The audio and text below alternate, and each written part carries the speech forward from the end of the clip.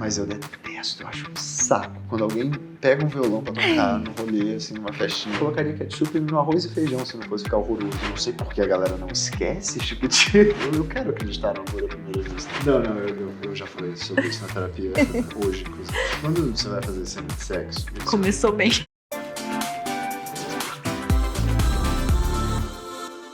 Felipe Bragança, no Na Palma da Mari. A gente tava super conversando aqui nos bastidores já e eu já te falei que eu sou fã de Dom. Uhum.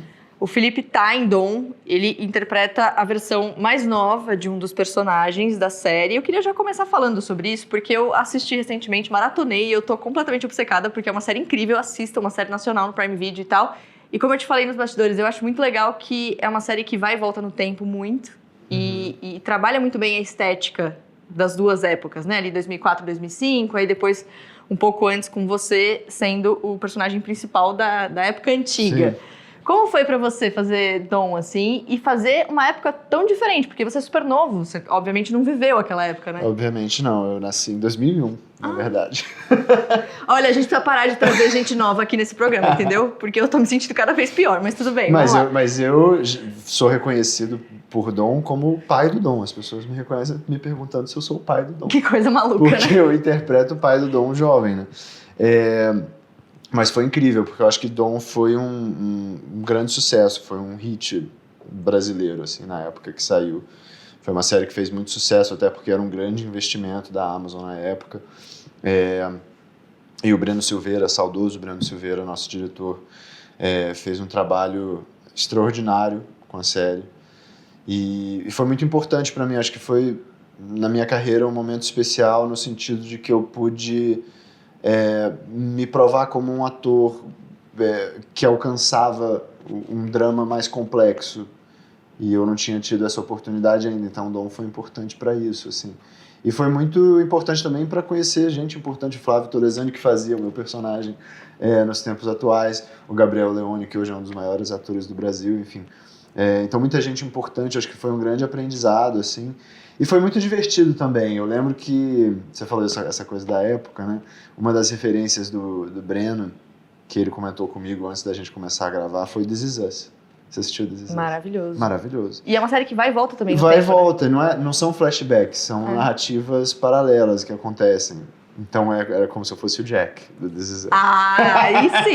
Aí estamos falando. Maravilhoso. Eu adoro. Até porque na segunda temporada eu tenho um bigodinho igual ao do Jack. Mas foi legal, assim, porque um valor de produção muito grande. Eu lembro que teve uma cena em que o Breno falou assim, não, a gente vai fazer uma rua inteira cheia de carro da década de 70. Incrível. E ele fez um trânsito da década de 70 nessa cena. É uma cena rápida da primeira temporada, mas é impressionante como a gente estava sendo transportado para essa época. E também várias cenas que eu tive numa comunidade, no morro, também construíram a direção de arte impecável da série. Fez uma favela da década de 70, que é muito diferente do que são as favelas hoje também. Então, foi muito importante para mim e muito divertido também essa viagem no tempo que a gente fez na série. Foi muito legal. Você falou do Gabriel Leone, tem um Na Palma da Mari com o Gabriel Leone também aqui. Sim, no YouTube. Ali. Ele está ali. Tá ali, bonitinho. Foi muito legal, ele falou sobre Ferrari e tudo mais, mas eu queria voltar no Flávio Torresani porque eu acho que ele tá muito bem nessa série. Muito. E eu queria saber como faz para interpretar o mesmo personagem, dividindo esse personagem com outro ator. Porque você tem que ter características do Vitor e o Flávio também. Então, como é que vocês se encontraram nessa atuação? A gente teve uma preparação longa, assim, relativamente longa. E vários dias dessa preparação fomos eu e Flávio juntos, né? Pra gente... Porque a gente não é muito parecido fisicamente, eu pelo menos não acho. Eu, inclusive, eu lembro, fizeram progressiva no meu cabelo pra poder ficar com o cabelo igual do Flávio. O Flávio tem o cabelo liso e eles fizeram progressiva no meu cabelo. Foi um inferno. Não gostou? De jeito nenhum, eu fiquei horrível. E aí depois, o meu cabelo começou a crescer com a ponta lisa. E meu cabelo, ele é, assim, encaixadinho, é que eu me arrumei pra vir pra cá. Entendeu? Mas aí a gente tinha que achar uma mesma essência de comportamento, assim, mais. Pra poder... os dois ficarem parecidos, e alguns detalhes curiosos. Por exemplo, eu tenho uma cicatriz aqui na testa, o Flávio não tem, mas a caracterização decidiu fazer essa cicatriz no Flávio. Então eles tiraram o molde da minha cicatriz e fizeram nele. Para ter essas pequenas semelhanças. E aí eu acho que é um jeito de compreender o personagem, assim, justamente isso que eu falei da essência. De entender o personagem, de entender alguns maneirismos, alguns detalhes de comportamento mesmo. E que eu acho que a gente fez bem, porque muita gente fala que a gente tá muito parecido na série. E definitivamente não somos parecidos fisicamente, mas eu acho que a gente achou uma mesma linha de pensamento, assim, para poder fazer esse personagem. E no fim da segunda temporada tem um episódio bônus, né? Que é com você. É um episódio do Vitor Jovem.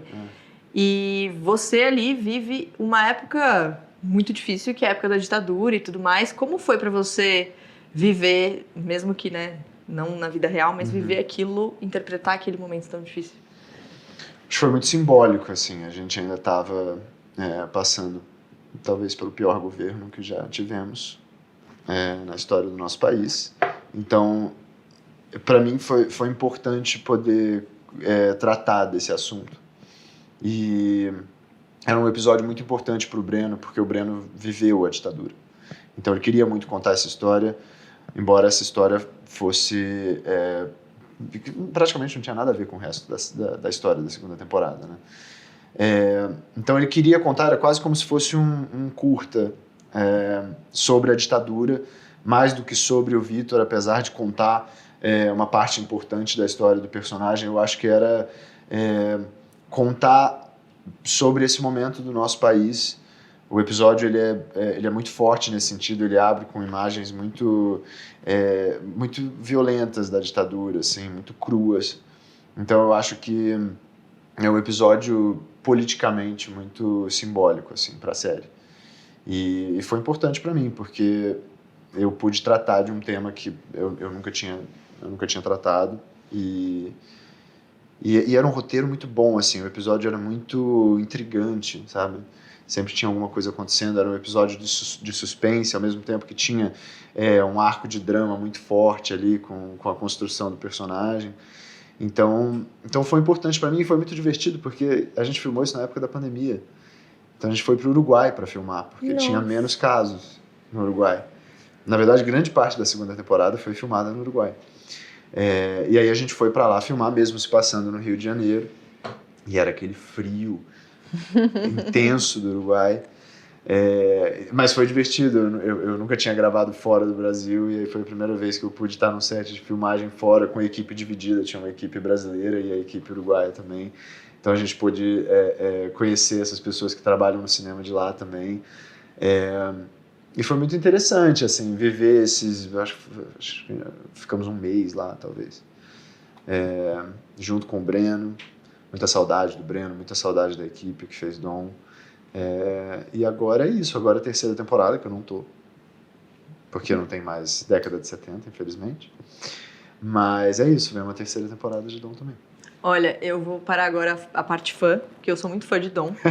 Vou continuar a parte fã do Felipe agora, mas tem muitos trabalhos pra gente conversar. Só que antes da gente passar pra novela, musical e muitas coisas legais que você já fez, eu queria voltar um pouco no tempo, porque você tem 23 anos, você é muito novo. E você tem muita coisa já no currículo. Você já participou de muitos projetos diferentes, variados, e isso é muito legal. Quando a atuação apareceu na sua vida, assim, quando você, novinho, imagino, criança, assim, pensou, tá, eu quero ser ator? É que eu não tive esse momento de pensar, eu quero ser ator, porque parece que eu sempre quis. Foi natural? Eu tenho essa impressão. Foi muito natural. Meus pais são artistas. Meu pai é bailarino, minha mãe é atriz. Então eu cresci nesse ambiente já com a presença da arte de maneira muito forte, assim. Sempre acompanhando minha mãe nos ensaios, meu pai nos ensaios dele. Meu pai, inclusive, dançou numa companhia chamada Quasar, que era uma companhia de balé contemporâneo, e ele viajou o mundo nessa companhia, assim. Então, eu sempre tive essa presença muito forte, sempre fui muito ao teatro por causa deles, eu sempre li muito pela influência deles também, sempre fui muito ao cinema, então eu sempre tive essa influência, e eu acho que isso acabou acontecendo naturalmente, de maneira que eu simplesmente não pensei, eu acho que eu só sempre quis, assim, eu sempre me encantei por cinema, sempre me encantei por teatro, eu sempre gostei da brincadeira de se fantasiar e fingir ser alguém que eu não sou. Então, Eu acho que foi isso, assim, foi algo que aconteceu naturalmente. E aí, claro, eu comecei a trabalhar em Goiânia com publicidade, eu fiz muito comercial desde os 5 anos de idade, muito comercial. E comecei a fazer teatro muito cedo também, muita aula de teatro, aula de balé também. E aí veio Chiquititas em 2013, que foi o que me fez vir para São Paulo. E aí em São Paulo o mercado é muito mais aquecido, né? O teatro é muito mais aquecido, o audiovisual também. E eu acho que as coisas começaram a fluir com mais intensidade. E eu me considero um ator muito privilegiado também, porque você falou que eu tenho muita coisa no currículo. Eu acho que não são todos os atores e atrizes que têm esse privilégio de, desde pequeno, poder ter acesso a bons trabalhos e boas oportunidades. Eu tive isso, continuo tendo, e eu tento tirar proveito disso, assim, porque tudo isso que eu já fiz na minha carreira até hoje me proporcionou uma experiência que me enriquece, de maneira que a cada trabalho eu acho que eu consigo melhorar e consigo amadurecer como artista, assim. Mas é isso, eu não sei, respondendo a sua pergunta, eu não sei quando deu esse clique, assim, esse insight. E sabe o que me parece interessante? Que você fez tantas coisas diferentes e você vem de uma família de artistas com dança, com atuação. Música é muito importante pra você também, né? Uhum. Então, isso te torna um ator muito versátil, né? Você consegue transitar ali em várias coisas. Em relação à música, você às vezes posta um vídeo ou outro tocando violão e tudo mais. Quando que a música entrou também na sua vida? A música fazia parte da sua família ou isso foi algo seu? A música fazia parte por tabela, porque meu pai era bailarino, como eu falei, né? Então eu acho que, de alguma forma, a música sempre esteve presente. Na minha casa tinha muita música, assim, meus pais ouviam muita música. Eu era viciado em tribalistas quando eu era moleque, assim, viciado. Tem muito vídeo de eu, criancinha, assim, ouvindo tribalistas cantando junto. Então eu tive também uma presença muito forte da música na minha infância. Mas surgiu meio que como uma estratégia, porque eu entendi que, enquanto ator, era importante ter essa outra ferramenta também. E aí, quando eu vim para São Paulo, eu falei, eu vou aprender um instrumento, porque eu quero ser ator, eu não tinha intenção de me tornar músico. Mas eu sabia que, sendo ator, eu poderia algum dia interpretar um papel que precisasse tocar algum instrumento, precisasse cantar. Então eu fui atrás disso. E aí eu acabei tomando gosto, assim. Eu me apaixonei pelo violão primeiro, e aí depois veio o piano. Hoje eu toco piano, toco violão, toco guitarra, enfim, eu tenho esses meus xodozinhos, assim.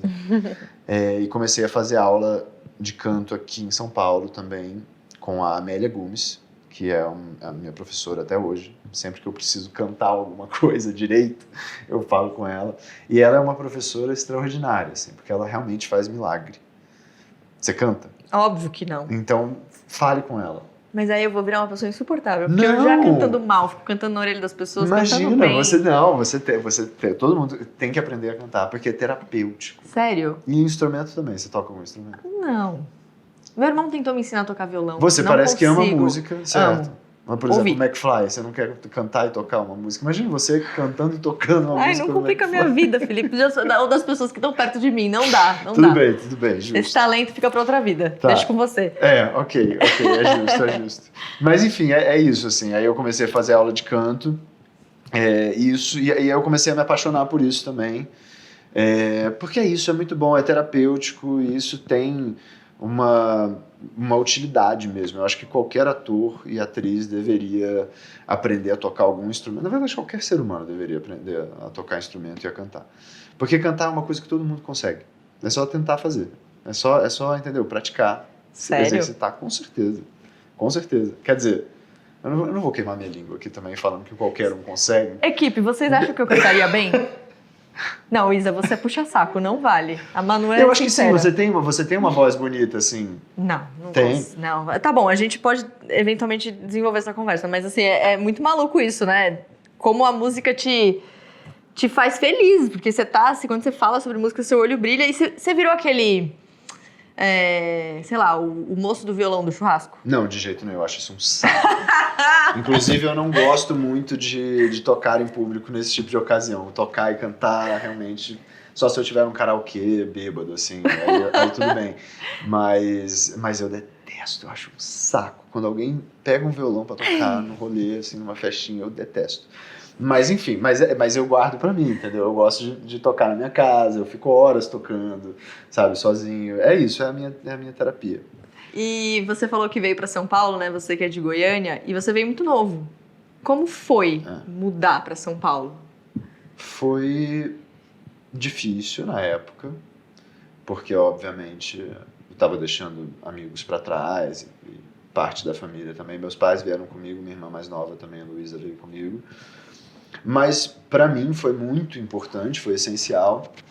Deve existir algum multiverso em que eu fiquei em Goiânia e a minha vida é completamente diferente, porque a partir do momento que eu vim para São Paulo, abriu-se todo um horizonte de possibilidades artísticas e profissionais e pessoais também. Eu acho que eu realmente passei a experienciar a vida de uma outra maneira que eu não poderia fazer em Goiânia, assim. Então foi doloroso na época, mas eu percebi também que eu sou muito adaptável. Assim como eu morei no Rio, a gente falou sobre eu ter morado no Rio, foi fácil para mim, assim. Eu acho que eu me adapto bem. Então eu me adaptei bem e foi muito importante. Foi importante para mim, para os meus pais também e para minha irmã, que hoje é uma bailarina excepcional. Dançou na EDASP aqui em São Paulo, hoje ela está fazendo faculdade de artes plásticas e continua dançando também. Então, assim, eu acho que foi um passo importante para todo mundo. E eu amo São Paulo. Então, isso que eu ia te perguntar, o que te surpreendeu em São Paulo? Algo totalmente diferente de Goiânia, assim? Por exemplo, eu sei que o cachorro-quente, a instituição cachorro-quente é diferente em São Paulo de muitos lugares. Com certeza. Não, por exemplo, me surpreende em São Paulo, muita coisa me surpreende em São Paulo, mas eu acho que é realmente o ritmo que tem em São Paulo, que definitivamente é muito diferente do ritmo de Goiânia, justamente pela possibilidade de coisas a se fazer. Tem muita coisa que você pode fazer em São Paulo, muito mais do que eu acho que qualquer outra cidade do Brasil, assim. Isso é muito bom, porque você sempre tem para onde ir, você sempre tem lugares novos para conhecer, exposições, e teatros, cinema, e restaurantes, e enfim. Então isso me surpreendeu muito, assim, realmente parece que Goiânia é numa outra... Goiânia, tá, eu amo Goiânia, deixando bem claro, goianos, eu amo vocês, eu amo nossa cidade, mas é muito diferente. Sim. E, no entanto, São Paulo não tem a pamonha de Goiânia. Ah, é diferente? A pamonha de Goiânia, pra mim, é a melhor de todas. Não existe nada que supere. Por que é diferente? Eu não sei, é muito bom. Eu não sei se é porque eu cresci comendo, então eu tenho uma memória afetiva. Pode assim. pode ser. Mas, assim, isso definitivamente não tem em São Paulo. E foi um pouco decepcionante pra mim. Mas a pizza de São Paulo é melhor. A pizza de São Paulo é melhor. Desculpa, Isso eu pessoal não de posso Goiânia. negar. Mas e aqui em São Paulo? Eu acho que é aqui em São Paulo que não pode pôr ketchup na pizza. Por favor. Eu coloco ketchup em absolutamente O tudo. Rio de Janeiro te transformou. Não, é isso. Goiânia eu colocava. É coisa Sério? de Goiânia. Eu achei que era coisa do Rio de Janeiro. Não, de jeito nenhum. Eu Nossa. lembro. Tinha uma pizza em Goiânia, que era uma pizza, a massa fina, assim, era uma pizza ruim, mas eu gostava. eu tenho uma memória afetiva. Mas eu enchia de ketchup, assim. Pra que fazer isso? Porque, eu não sei, eu colocaria ketchup no arroz e feijão se não fosse ficar horroroso, entendeu? Mas é que eu amo ketchup. Ketchup é bom, mas na pizza não dá, não. Mas, você falou que São Paulo tem muita coisa pra fazer. Você é um cara que gosta de sair ou você gosta de ficar em casa? Porque quando as pessoas trabalham com exposição, com muitas pessoas ao mesmo tempo, assim, geralmente existe uma galera que prefere ficar quietinha quando tá no tempo off ali. Uhum. Como que é você? Eu gosto dos dois. Eu acho que eu tenho fases, mas no geral eu sou equilibrado, assim. Eu gosto muito de sair, encontrar amigos, ir para bares, conhecer bares novos. Eu adoro ir para um barzinho, gosto muito. E eu adoro ir ao cinema e ao teatro, então eu tô sempre saindo para isso. Assim, eu gosto muito de pegar o metrô em São Paulo. Então eu gosto de me movimentar nesse sentido, ao mesmo tempo que tem fases em que eu sou muito caseiro. Eu acho que eu tô agora numa fase que eu tô bem caseiro. Você é tipo o inimigo do fim, assim, no rolê ou não? Eu tive um momento que eu era, assim... Isso foi logo depois que a pandemia acabou. E eu acho que justamente por ter sido... Assim, na sequência da pandemia, eu ficava até o sol nascer, assim. É. Que preguiça. Mas aí eu cansei. E que bom que eu cansei, né? Porque também é insalubre ficar Não dá. nessa frequência, assim. Então, eu acho que hoje eu tô num momento, assim, mais caseirinho. Eu tava com muita saudade da minha casa. Porque eu fiquei esse tempo, quase um ano no Rio, fazendo novela. Então, eu voltando pra minha casa agora, eu tô a fim de aproveitar a minha casinha. Eu gosto de cozinhar também. Então, eu fico ali, eu cozinho, eu vejo um filminho, eu leio, sabe? E aí, quando eu realmente quero sair, eu saio com todo prazer e aproveito. Hoje, não sou inimigo do fim. Mas eu vou quase pro lado do inimigo, assim. E você já foi trabalhar virado? Uma vez. É um horror, né? Faz muito tempo. Horrível. A pior coisa, Horrível. não façam isso. Mas em minha defesa, foi um dia em que tava todo mundo virado, assim, também. Tava todo mundo de ressaca junto. Então tava todo mundo com uma cara de sono no set, tava todo mundo meio cochilando. Então foi justo, assim, também. Eu não tava sozinho nessa. Nossa, eu lembro uma vez que eu fui trabalhar virada, eu tive que ir no banheiro. E a gente, eu não sei, você ia aparecer na câmera? Não. Ah, tá. Esse dia não, mas eu fui assim, eu preciso dormir, gente, eu preciso dormir. Aí eu fui no banheiro, falei, vou no banheiro, 15 minutinhos, aqui assim, ó. Botei o despertador, porque se deixasse ia longe. Uhum. Aquilo me trouxe uma energia. Pois é, tem uma cochiladinha que é importante, né? Quando a gente tá de ressaca, inclusive, eu acho muito importante a gente dar uma cochilada depois do almoço. Importantíssimo. Sabe? Bebeu na noite anterior, curtiu um rolê na noite anterior, almoça e cochila. Eu acho que a gente volta renovado. Delícia. E só pra deixar claro, não foi aqui na CNN, tá? Tá tudo bem, gente, eu juro. Eu não vou falar onde foi o meu, porque, enfim, melhor não. Mas o bom de ser ator é que tem um camarim e tem um sofazinho. Às vezes não tem, não. Ah, é? Depende, às vezes tem locações, dependendo de onde é. Se for num estúdio, por exemplo, aí beleza. Mas tinha um sofazinho nessa situação? Nessa situação tinha, só que tava todo mundo de ressaca, então não tinha mais sofá, porque tava todo mundo deitado, cochilando. Eu fiquei meio assim, tentando me distrair, sabe? Dando uma andada, meio morrendo. Assim. Nossa, é difícil demais. É bem difícil, é bem difícil. Você falou que gosta de cozinhar. Qual a sua especialidade? Risotos no geral. Eu gosto de explorar risotos, porque risotos tem várias possibilidades diferentes, coisas que você pode acrescentar e coisas que você pode criar também. Mas teve uma vez que eu fiz, 2 vezes eu já fiz essa torta de frango, com aquela massa folhada, sabe? E aí eu fiz a massa do zero. E também é terapêutico, porque cozinhar é isso também, você tem que preparar, fazer a massa, você tem que preparar, e é uma massa que você tem que ter um super cuidado, porque você coloca manteiga, então você tem que deixar ela na geladeira, e você não pode deixar ela do lado de fora da geladeira durante muito tempo, porque senão ela derrete. Então é uma arte, assim. Você gosta de comer o que você faz? Porque tem gente que não gosta. Né? Gosto. Mas eu faço pra mim. Ah, mesmo. Você faz tipo você com você não, mesmo? Eu faço lá. pra pessoas, mas assim, eu tô pensando em mim. De verdade, assim, tá. porque eu quero me alimentar. Gente, mas você tem todo um ritual com você mesmo, isso é legal demais. É legal, mas eu gosto de cozinhar para as pessoas também, assim, eu gosto de saber o que as pessoas acham, normalmente são respostas positivas. E de onde veio esse talento pra cozinhar? Veio de quando eu não tinha nada para fazer na pandemia. Ah, é recente então. É recente, foi. E aí eu acabei tomando gosto por isso, porque, bom, tava preso em casa. E aí eu pensei, eu vou... E aí foi interessante, porque eu fiz um exercício de escrever um roteiro. E aí eu escrevi um roteiro de um longa, na época. Que eu não pretendo fazer nada, foi mais pelo exercício de escrever. E aí depois eu falei, eu preciso inventar alguma outra coisa agora, porque eu já fiz isso, então eu preciso fazer uma outra coisa. Então, e aí eu comecei a assistir vídeos de culinária na internet e comecei a cozinhar e testar coisas e acabei percebendo que eu gosto e que eu sou bom até, dentro das condições ideais. Você entrou naquela trend de fazer pão, né, na época, que tinha muito isso? Ou você não chegou a fazer? Eu não fiz pão. Nossa, eu não fiz virou pão. Uma febre. Eu lembro, todo mundo fazia pão. Nossa, você foi para outro caminho, então. Inclusive, acho que o Milen Cortaz, sabe quem é esse ator? Ele abriu uma padaria, assim. Eu acho que foi na época da pandemia, e ele tem um negócio de pão, assim. O pão subiu a serra, né? Que pão do Milen, sei lá.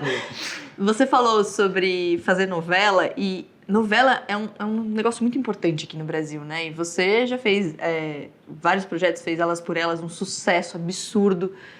Como foi pra você participar de algo tão Brasil, assim, sabe? Novela, a gente tá em época de streaming e tudo mais, mas a gente sabe que novela é o que a gente tem aqui no coração, sabe? Memórias afetivas e tudo mais. Sim. Como foi pra você ter isso na sua história também?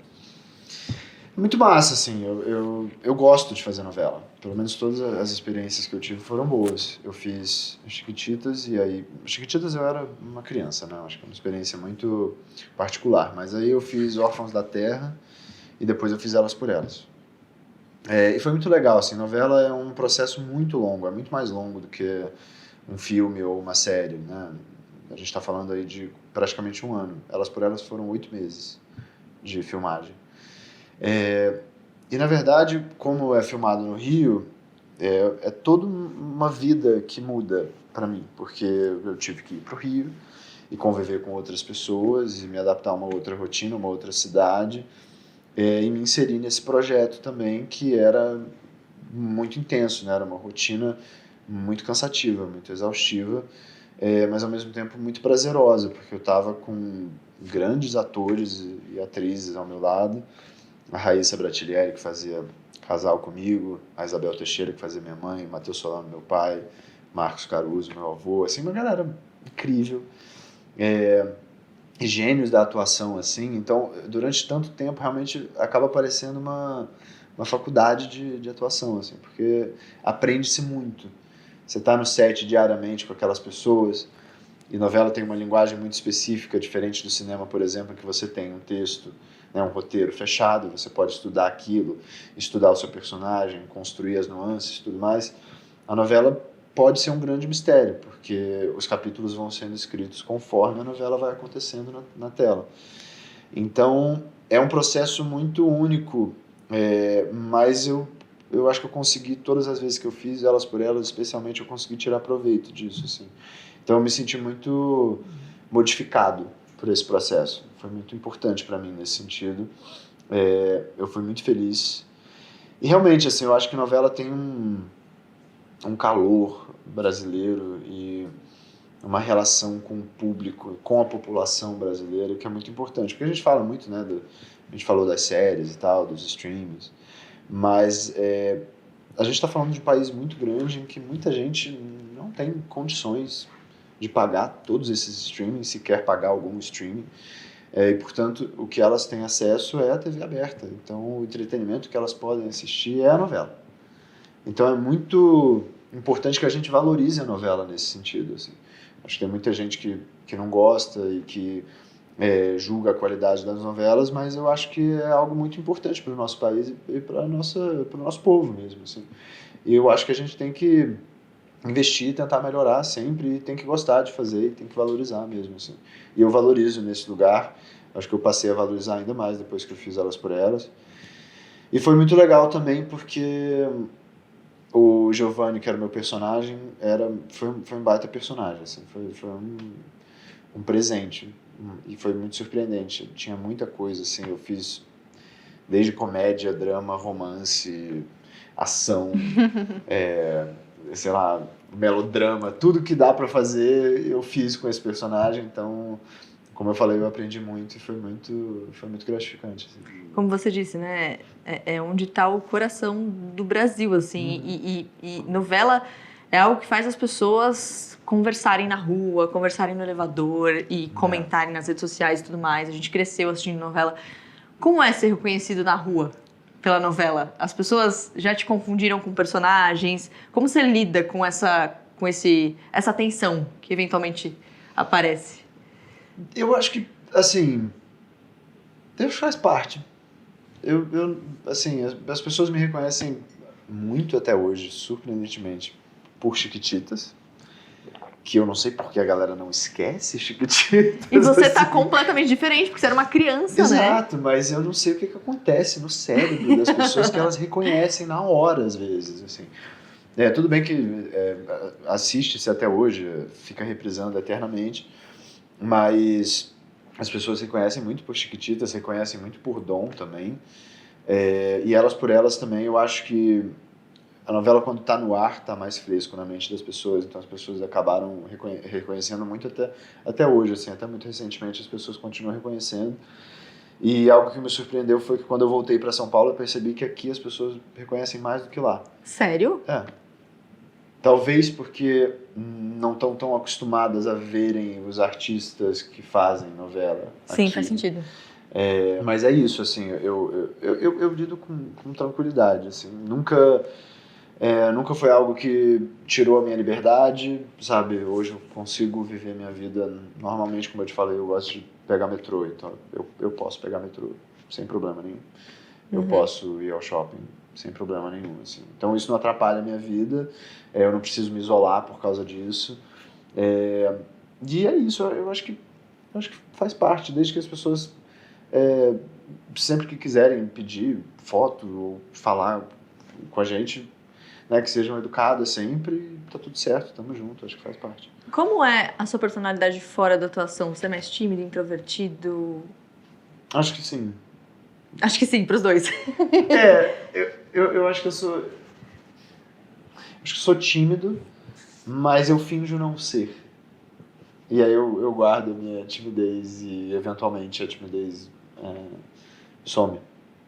Mas eu também sou extremamente tímida. Eu tava tímido aqui. Eu também, tamo junto. As pessoas Sabe? sempre me perguntam como eu fui fazer o que eu faço da minha vida sendo tímida. Você não parece nada tímida, Mas você eu sou vai muito, falando. muito. Mão sua, é uma coisa, tipo, eu tinha vergonha de ligar pra pedir pizza na pizzaria quando eu era adolescente, assim. E aí, Boa como pizza, é que eu a gente... gostaria de pedir numa noite. E aí eu falo, como é que a gente veio parar aqui? Eu não faço a menor ideia. Mas eu acho que cada um vai aprendendo a administrar essa timidez de um jeito muito específico, Sim. assim, né? Você já ficou tímido na hora de atuar, assim, no tipo, tá, vou pro meu primeiro dia nesse projeto. É difícil pra você? Você aprendeu a lidar com isso? Eu não sei se é porque eu comecei muito cedo, mas eu sinto que eu nunca fiquei tímido trabalhando. Entendi. Pra atuar parece que vira uma chavinha e pode ter, sei lá, 1000 pessoas assistindo, que eu não tenho problema nenhum com isso. Eu posso arriscar e parece que eu me desprendo de qualquer amarra e flui. Muito louco, parece um superpoder, assim. Tanto que as pessoas falam que, né, fazer teatro pra perder a timidez, não tem nada a ver. Você pode continuar tímido. Talvez você só adquira um outro comportamento no palco. Mas eu não acho que a timidez a gente abandona, não. É difícil, né? É aquela timidez do tipo, eu vou contar uma coisa que eu faço, eu quero saber se seu nível de timidez chega no meu, tá?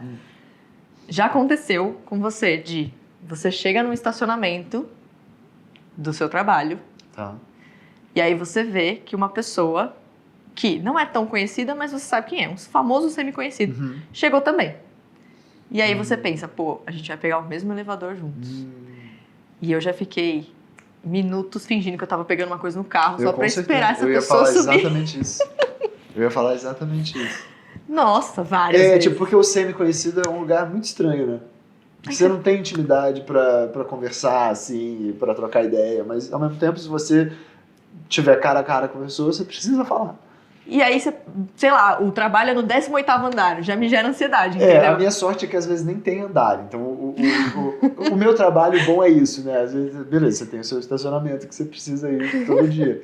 Eu não, depende, assim, depende do lugar, às vezes tem locações que são diversas, eu não preciso encontrar com ninguém. Gente, nada pessoal, viu, pessoas que trabalham com a gente, tá tudo bem. Sem conhecidos, tá tudo certo, nada contra. E como você faz pra ir em festa? Quando tem vários atores, atrizes e tal que você conhece. Então, mas aí eu ativo esse modo não tímido. E extrovertido, digamos assim. Eu acho que tem uma coisa também, a minha profissão e a sua também, a gente tem que lidar com várias pessoas diferentes, sempre. Né? O meu trabalho, por exemplo, cada projeto é uma equipe diferente, é um elenco diferente. Então, ou você se adapta a este meio, em que você tem que lidar com várias pessoas, você vai sempre estar tendo que conhecer gente nova e, portanto, adquirir intimidade com outras pessoas, ou você não sobrevive. É complicado. Entendeu? Então, eu acho que também tem essa vantagem. Assim, o meu trabalho tem isso. Assim, eu acho que a gente vai aprendendo a se adequar. Assim. Pra quem tá vendo agora a entrevista e pensou assim, tá, eu sou uma pessoa tímida e de repente pode sair deste momento com dicas de Felipe Bragança de como agir em situações em que a gente precisa socializar muito. Você tem uma, sei lá, palavra de segurança com os seus amigos? Eu tenho isso. Quando eu falo com meus amigos, se eu tô numa festa e você me encontrar conversando com alguém, se passar de 1 minuto, você vai lá e fala assim, Mari, vem aqui fazer um negócio comigo e tal, não sei o quê. Ou eu preciso ir no banheiro, sei lá. Como é que sai dessa conversa? Quais dicas você tem, assim, pra dividir com a gente de socializar? Socializar? Sobreviver, vai. Em situações de socializar. Tá. Eu mudo de assunto frequentemente, às vezes. Porque tem pessoa... Porque, assim, é um meio que também tem muita gente puxa saco. Ah, sim. E eu não gosto... Eu, por exemplo, não gosto que as pessoas fiquem falando de mim. E às vezes a pessoa quer falar de mim. E eu mudo de assunto sempre. Ou se eu vejo que a pessoa está incomodada, eu faço uma intervenção e eu mudo também. Eu sempre faço isso. Assim, eu acho que essa talvez seja a minha técnica. Deixa eu ver outra dica. Outra dica é façam teatro, porque daí vocês vão aprender a interpretar o não tímido. Ou seja, vocês podem fingir que são extrovertidos e aí nessas situações talvez seja mais fácil lidar, assim. Faz sentido. E eu também, às vezes, eu acho que eu devo parecer até meio mal educado, assim, meio arrogante, mas se a pessoa tá me enchendo o saco, eu não sei, eu meio que invento alguma coisa e saio, assim. Eu ia te perguntar isso, como sair de uma situação em que a pessoa é chata? Às vezes, quando a pessoa é chata é muito difícil, né? Mas eu não sei, assim, eu sempre, se tiver alguém comigo, eu falo, sei lá, vou pegar um drink. Pegar o drink é ótimo. Maravilhoso. É ótimo pegar o drink, assim, porque você vai me impedir de pegar o drink? Não, né? E se a pessoa fala, vou com você? Ai. Aí realmente talvez você tenha que... Aí finge que tá passando mal, cara. Finge que tá passando mal. Finge um desmaio. Sei lá. Aí realmente você precisa extrapolar. Aí, se a pessoa é chata de seguir, não tem jeito. Nossa. Vai, eu adorei. Bom, vamos voltar aqui pra atuação, porque esse assunto da timidez me interessou muito, porque eu sou assim também. Mas eu queria falar sobre o filme que você vai fazer agora, que você fez, na verdade, do Sidney Magal, Meu Sangue Ferve por Você. Como foi interpretar uma pessoa que tá aqui, sabe? Porque, por exemplo, a gente conversou com o Gabriel Leone falando sobre o Senna, a série. E o Senna é um personagem importantíssimo na história do país que, enfim, o Gabriel era muito novo e tal, não tem tanta referência assim, então ele teve que buscar essa referência. E como foi fazer o Sidney Magal? Nesse sentido foi parecido. Eu também sou muito novo e a referência que eu tenho do Magal é uma referência... Era uma referência sonora, né? Assim, conhecia as músicas, naturalmente, são músicas muito populares, muito famosas. Então, eu sempre ouvia em lugares diversos as pessoas cantando, e todo karaokê que eu vou canta um Magal, imagino que você também, né? Sempre toca Sidney Magal, assim, sabe? Sempre é muito bom estar bêbado no karaokê e cantar Sidney Magal. Não tem nada melhor do que isso. Então eu acho que é isso, as músicas sempre foram muito populares e então eu tinha essa presença dessa maneira na minha vida, mas eu não o conhecia profundamente, então de fato eu tive que fazer essa pesquisa. Mas foi muito gostoso, assim, foi um processo intenso de preparação, porque a partir dessa pesquisa eu soube que eu ia precisar dançar muito, assim como Magal dançava, e cantar.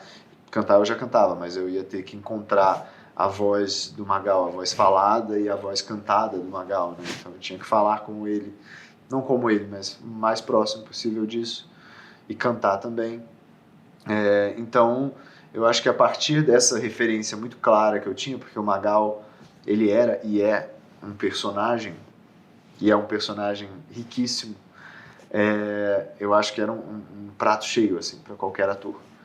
Então eu mergulhei nesse universo magalesco e foi muito, foi muito divertido mesmo, assim. Eu acho que essa é a palavra, porque é um filme muito feliz, é um filme que fala de amor, que fala de paixão, que fala de música, Então, todo esse processo de preparação, desde o início até o final das filmagens, foi um processo muito prazeroso.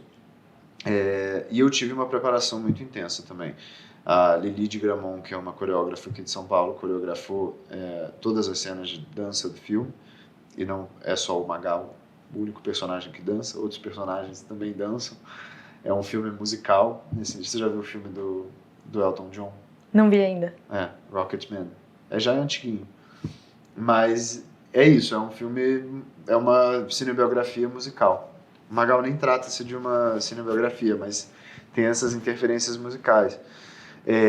O Marcelo Boffa foi o nosso preparador vocal, então eu tive a ajuda dessas pessoas para poder interpretar o personagem. E é isso, foi riquíssimo, assim, porque Magal ele tem ainda, né, uma presença muito forte, mas ele tinha, na época, né, na juventude dele, uma eletricidade que corria pelo corpo dele todo, assim, quando ele estava no palco. Era algo muito impressionante mesmo que ele fazia. E era inovador, porque ele dançava e rebolava de maneira que nenhum artista homem, nenhum cantor homem na época fazia. Então era quase revolucionário, assim, em algum sentido. E foi muito bom poder vestir essa persona. O próprio Magal me falou que era importante que eu não tivesse medo do meu feminino, né? Qualquer homem e qualquer mulher tem os dois, o masculino e o feminino. E ele falou que o segredo dele no palco era não esconder essa feminilidade e deixar isso à solta. Então eu acho que na verdade era se soltar, era soltar a franga, digamos assim. E é muito maluco isso porque você, enfim, todo mundo cresceu nessa sociedade que coloca as pessoas em caixinhas e tem a tal da masculinidade tóxica, né? Homem não chora, homem não usa rosa, homem não faz isso, homem não faz aquilo.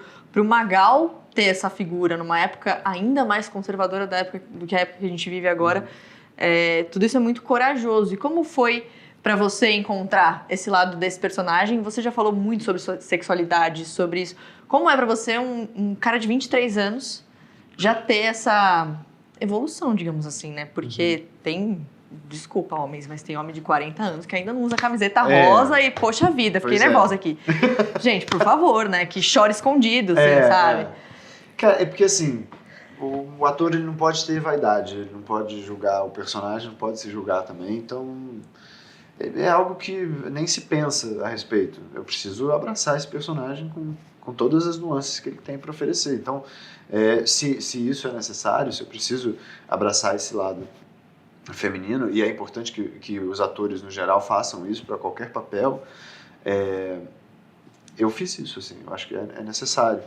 Então, e é isso, assim, o Magal, ele usava saltos desse tamanho, ele vestia roupas com brilho, roupas coladas, era tudo muito exagerado nesse sentido, né? E de fato, você falou, uma época muito mais conservadora do que é hoje, era ditadura, na verdade, né? Era 70. Então, assim, e é isso, assim, eu acho que o filme também tem uma linguagem muito própria, sabe? Não é uma imitação do Magal. O Magal já foi imitado várias vezes por várias pessoas, e isso era definitivamente o que eu não queria fazer. Então, eu acho que a linguagem do filme também permite que eu pudesse entregar esse personagem com um certo tom de fantasia. É um filme quase lúdico, assim, nesse sentido. Então, eu acho que permitia ainda mais que o Magal se tornasse esse personagem fabulesco mesmo. E foi muito interessante, assim, esse processo todo. Como eu falei, ele tinha todas essas características muito marcantes, muito pontuais, assim. Teve a parte do canto, que foi muito legal. Sou eu que canto no filme, não é a voz dele, não é playback, sou eu cantando. Então, é isso, foi um processo de preparação muito rico, assim, muito intenso também. Muitos ensaios de dança, porque ele se movimentava de uma maneira muito particular. Ele não tinha uma técnica específica para dança. Então, por mais que eu tenha estudado balé e que eu estivesse com uma coreógrafa formada, experiente comigo, a gente tinha que mapear as danças do Magal e os movimentos dele com muito cuidado, assim, com muita atenção, porque ele não tinha técnica nenhuma, ele fazia o que dava na telha, assim. Ele, de repente, jogava uma mão e fazia uma pose do nada, e aí ele ficava. Eu lembro que tem um vídeo dele, que é ele cantando Meu Sangue Ferve por Você, e é isso, ele era muito performático, assim, é isso, a palavra é essa, ele era performático, e ele para e fica numa posição assim. E aí ele vai descendo a mão, e você fala, gente, o que esse cara tá fazendo? O que é isso? O que ele quer dizer com isso? Ele não quer dizer nada, ele só tá fazendo. Então, uma espontaneidade também na performance dele, que a gente tinha que capturar, e eu espero que tenha dado certo. Eu acho que deu. Acho que deu. E como foi pra você crescer nesse mundo de masculinidade tóxica? Qual foi a sua criação nesse sentido, assim, sabe? Como foi pra você? Você teve esse momento, tipo, homem não chora e coisas assim? Não, pelo contrário. Meu pai é o cara mais chorão do planeta Terra.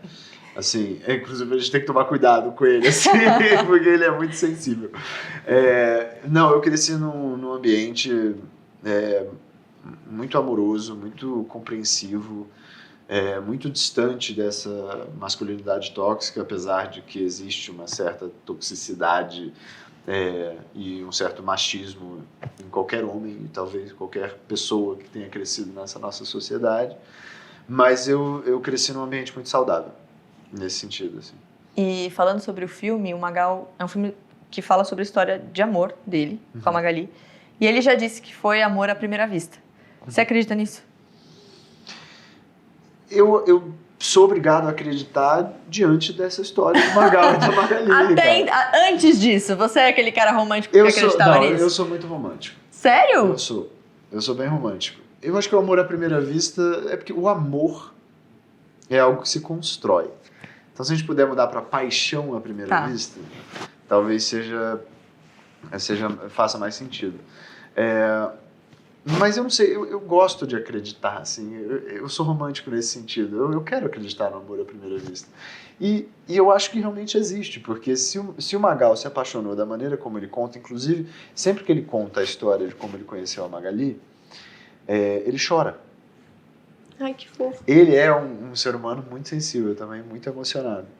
Ele, quando assistiu, ele foi ao set assistir as filmagens pela primeira vez, era uma cena de show, eu estava fazendo uma cena que eu cantava Meu Sangue Ferve por Você, e era uma cena longa, era todo um show com as fãs e tudo mais, e ele veio falar comigo chorando também. Então, assim, um cara também muito emocionado, com a emoção sempre à flor da pele. Acho que isso diz muito sobre ele e isso é muito claro também, né, na performance dele. Mas, enfim, o que a gente estava falando mesmo? A gente estava falando sobre você ser romântico, porque eu sei que as pessoas que estão assistindo vão me agradecer, porque eu quero saber mais sobre isso. Qual é o tipo de romantismo que você gosta de fazer? Sei lá, você é o cara do jantar à luz de velas, você é o cara do textão apaixonado. Quais são suas linguagens de amor, assim? Eu não me apaixono com tanta frequência. No entanto, quando eu me apaixono, é sempre intenso. Então, sim, assim, eu acho que existe um romantizar de tudo, assim, até do amor.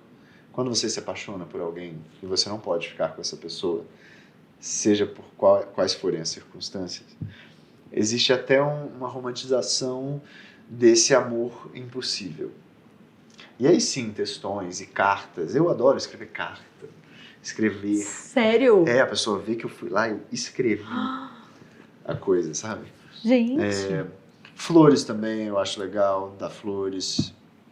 Eu acho que dar presente de mais coisas não é muito meu estilo, não. Ficar dando coisas. Mas jantar à luz de velas também, eu acho super romântico. Eu não sei, eu acho que eu me apego um pouco a quase todos esses elementos do romantismo, assim. Um pouquinho de cada coisa, mas pelo gesto, né? E eu gosto, assim, porque se não for pra ser assim, qual é a graça? Onde não puderes ser cafona, não te demores. Eu acho que é isso. Exatamente. E qual é o tipo de romantismo que você gosta que façam com você? Nossa, faz tanto tempo que não fazem comigo. Você quer falar sobre isso? Não, eu já falei sobre isso na terapia, hoje, inclusive. Não, tô brincando. Eu não sei, Eu acho que comigo, talvez um pouco do que eu faço também, eu gosto de receber cartas também, por exemplo. Essa coisa da carta é muito simbólico para mim, eu não sei, eu gosto muito porque eu gosto de escrever.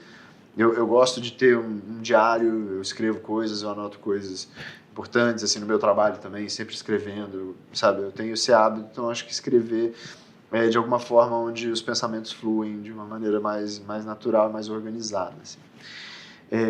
Então eu gosto que me mimem. Eu gosto de ser mimado nesse sentido. Acho que quando se apaixonam por mim, por favor, me mimem. Temos isso em comum. Inclusive, vamos ver o que mais a gente tem em comum aqui? Ah, sim, tem esse momento. A gente fica falando. Por esse momento. Ah, é que tem bastante coisa?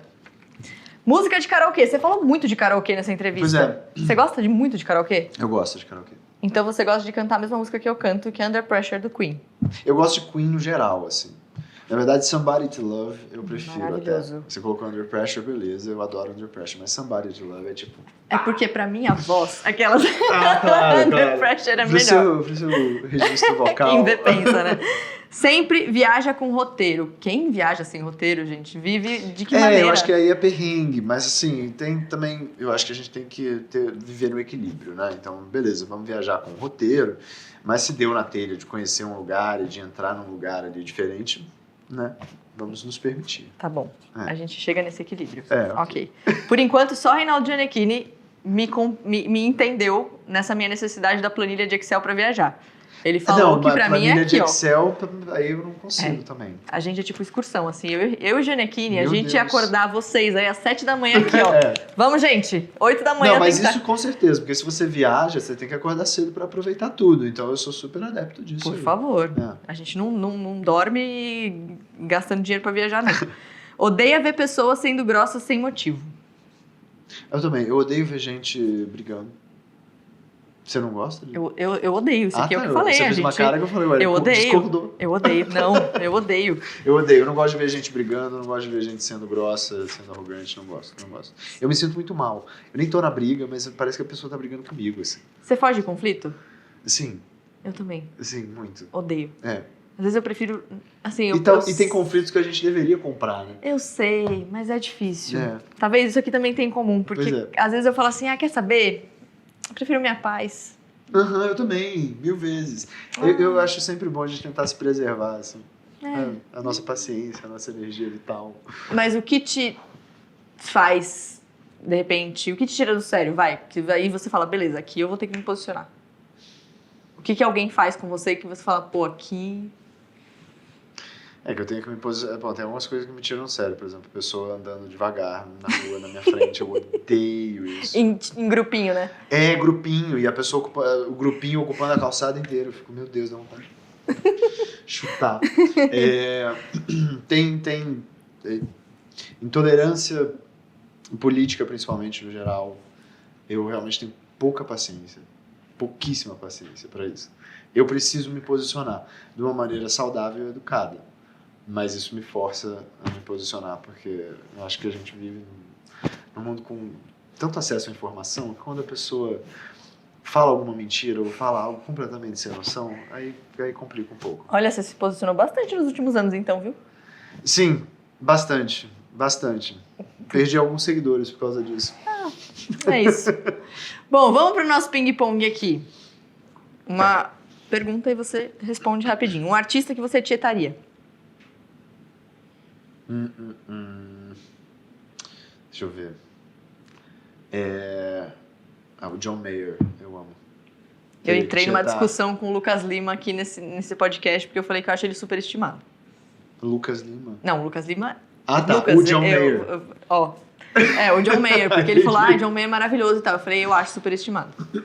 Mas entendo. Não, eu acho que o John Mayer, assim, desde que eu comecei a tocar, eu sempre ouvi John Mayer, então ele meio que me ensinou a tocar de alguma forma. Então eu devo isso a ele. Mas eu entendo que nos últimos anos ele perdeu um pouco da originalidade dele.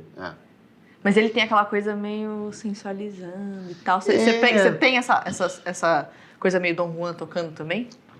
Talvez, não sei. Eu bebi muito ali da veia dele, então talvez um pouco. Mas eu tietaria também Marjorie St. que eu acho Você nunca maravilhosa. viu a Marjorie? Nunca vi.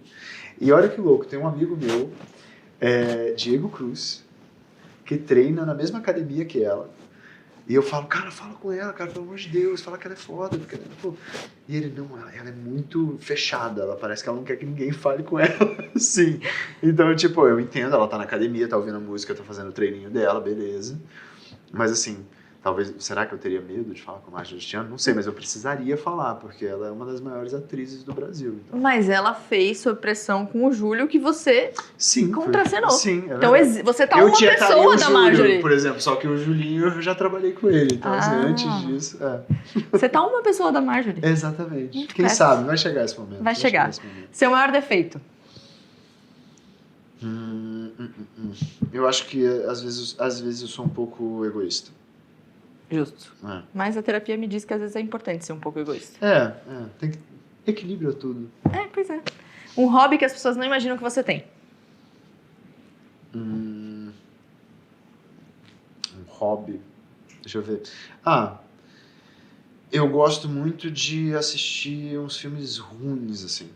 Tipo? É que não são. É que eu gosto, né? Mas assim. Pega os live actions do Scooby-Doo. Filme de sessão da tarde, né? Mas é ruim, só que é bom. Às vezes você só quer desligar o cérebro e ficar vendo um filme. Mas eu assim, adoro. E assim, tem um amigo meu que a gente adora sentar, beber cerveja e ver Scooby-Doo. Maravilhoso. Um mico que pagou no set de filmagens.